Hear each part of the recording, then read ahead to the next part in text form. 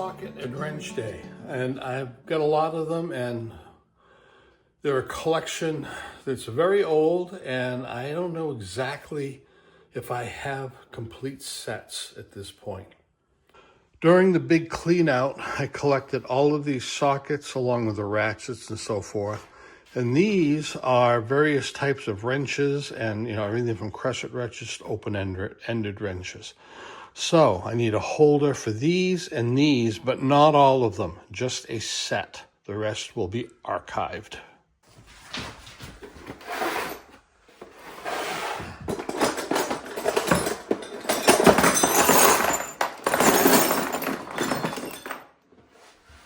Yes, there's a collection here of everything from Craftsman to Snap-on to Harbor Freight specials. We're talking a decades-long collection of things, and I have to make sense of this. So I have to find a way to organize these, so I just put up on the wall what I need and then archive the rest someplace else. Okay, here we are. I've got 2 complete sets right here, a 3/8, a 1/4 inch and a 3/8 set. And I have a bunch of what are basically spark plug sockets, some metric. These are all the duplicates I had, plus the 1/2 inch drive ones, which I will put downstairs in the garage because I don't use those much. And a bunch of other duplicates here too. And a little bit of potpourri. Now, the wrenches. Okay, I've got the wrenches sorted. I used all of the wrenches that were open and closed in. There were a lot of them that were open on both, and I like to have the option. I'm keeping some duplicates in this middle row of wrenches. These are sizes where sometimes you need, one on one end of the bolt and one on the nut. I have a set of crescent wrenches where usually they work when nothing else does. And I love these little ratchet wrenches. I wish I had a complete set. So I'm going to keep those, even though one of them is kind of not over the hill, but definitely this old Craftsman has seen better days. These are duplicates or both open-ended. And I've got the same sizes down here. And a few pliers are in the box, which will be for someplace else.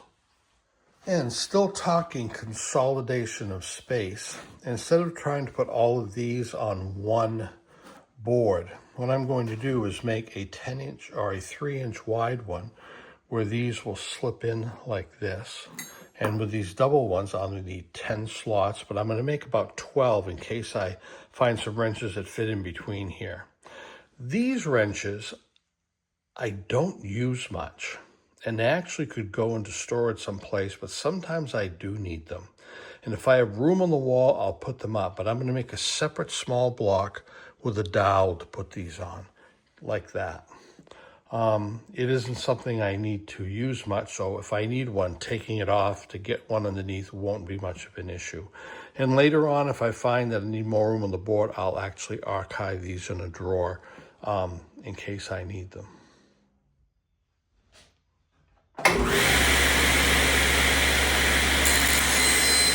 Normally, I like the safety of this straw stop, and I've got a riving knife in, but I usually have the shroud on there.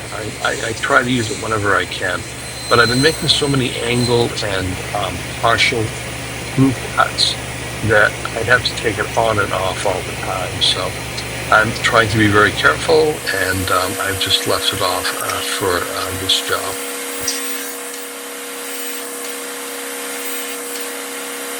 So this is what we've got, 12 slots that hopefully will hold wrenches.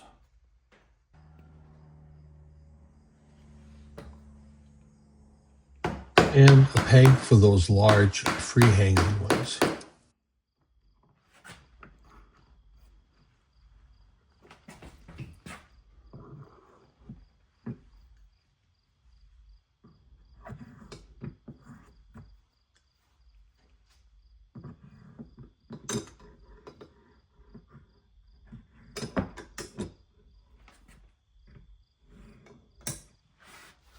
there it is. I'm trying to avoid using pegs for things, but in this case, it was the best choice. These are long. If I had put them on here, they'd have stuck out this far. And these, have holes in them. If I wanted a three-dimensional mounting to them without spreading them out, this is actually the most efficient way of doing these crescent wrenches. And the sockets, which again are a very mechanical thing, I use them a lot. I have lots of nuts and bolts, and I'm always looking for the right socket and the right size to fit along with wrenches. So I need to mount them someplace on here where they won't take up a ton of room, because they're a big kit. Between the two sets and a few other things, they're a big kit. So I'm gonna have to think about this.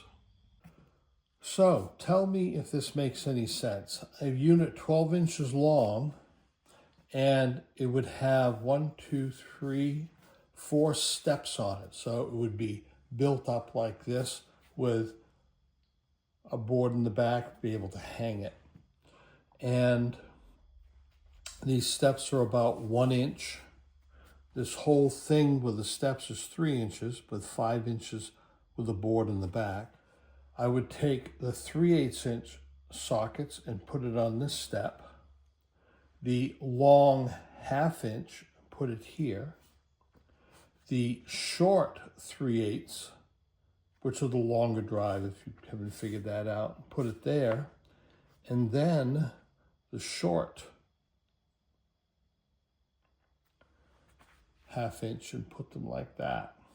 Now, I'm not going to put any lip or anything on here, because what I'm going to do is I have these bar magnets. So along the back of it, not the bottom, along the back of it, I am going to put these on here so that they'll stick to it. Well, that's the plan anyway. I'm going to find out. That looks like a good idea to me. We'll see. So this way I don't have to have any little pegs to hold them on or any lips to hold them in. Whenever I put one on, it should snap to the magnet. Let's do this.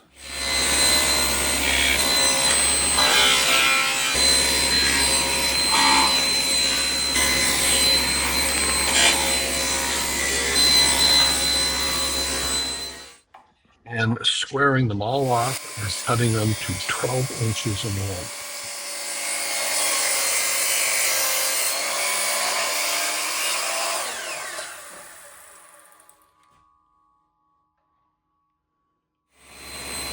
Here I'm cutting a small rabbet in the length of each one to contain the magnets. It's very, very small and just enough for the magnets to be recessed.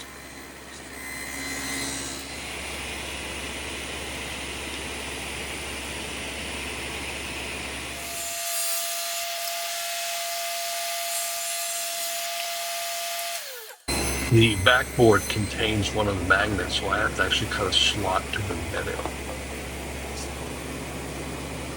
It will take 3 or 4 passes to get it the right width. Okay, I just have these stacked right now, but when they're all put together, tiered on one another, and this represents one of the magnets about the same size. The magnets will go right in here, there, and in there. And hopefully, these will just jump to it.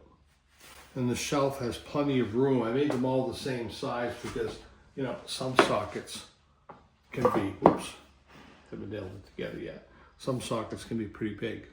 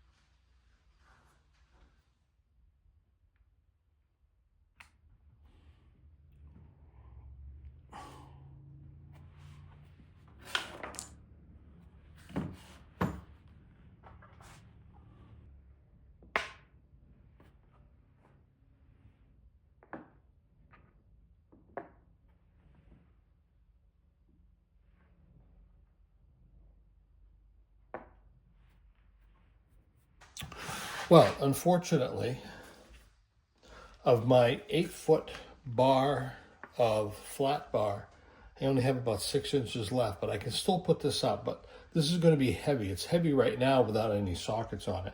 So I'm going to need one that goes all the way across. And it will go someplace maybe right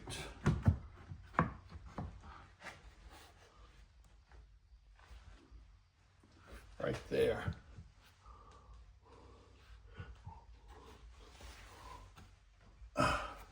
And sockets should snap right to it.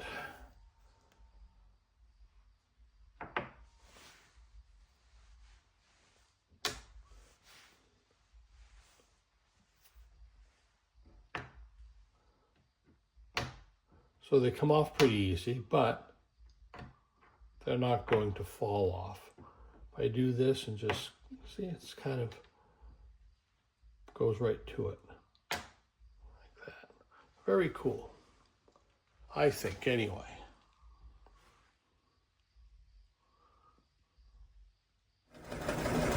Next, I have 2 ratchets and 2 small extensions that I need to make a holder for.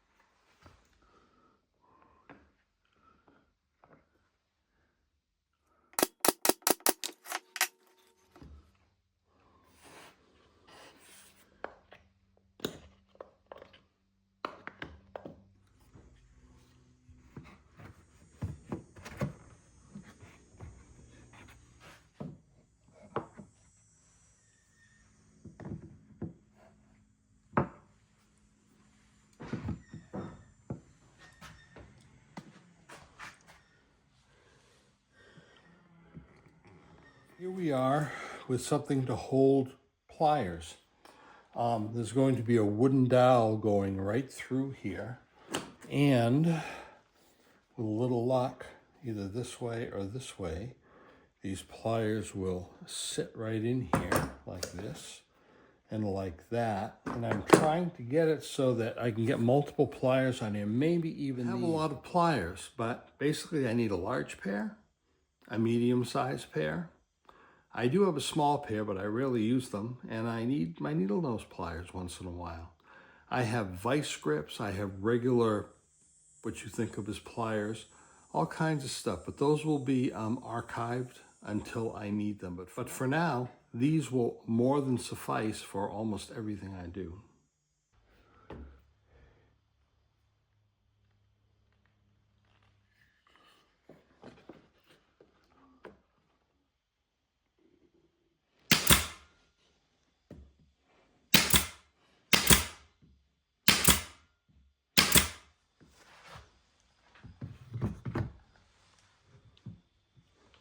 And things like vice grips weren't designed, this wasn't designed for, but it does fit.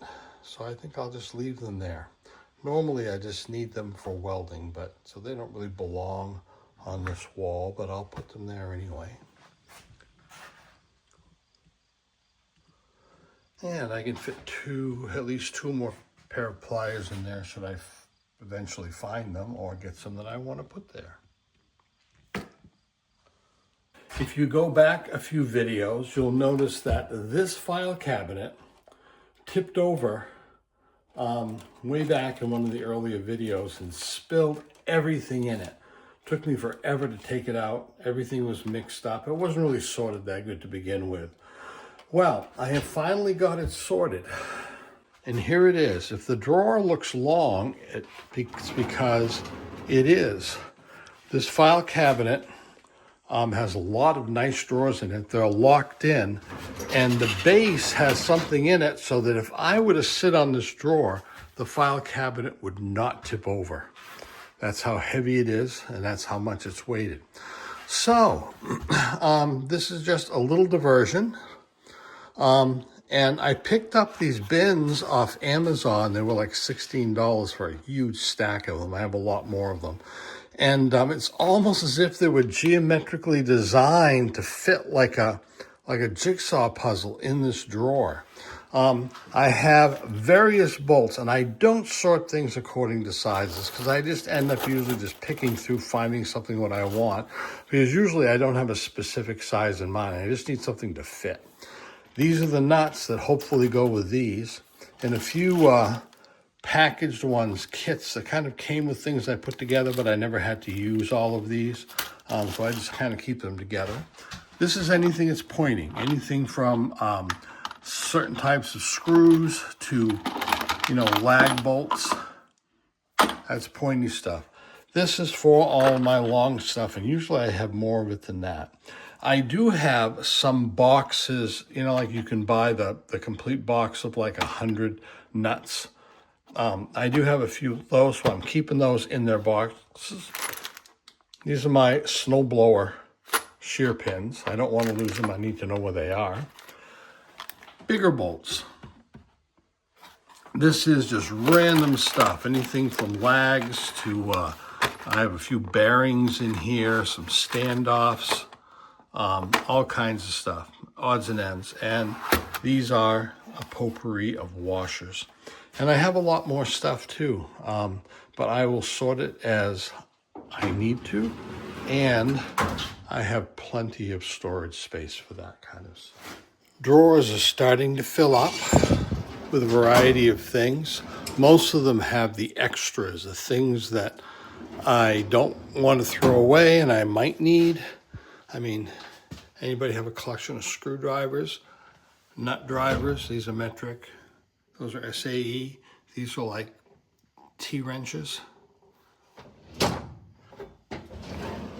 So, remember the Lazy Susan device I built a few videos back? So far in the other biscuits, I've got my Forstner bits and some twist drills. But I do use a lot of bits in the drills and the drivers. So these are the main ones I use. I have a couple of T's. I have Phillips. I have a number 2 square. I've got an extension. And I also have a number 2 square, but it's long. And I use these a lot. And then I have extras and a few other sizes in here. So I want to make a place to put this, and then some holes to put these.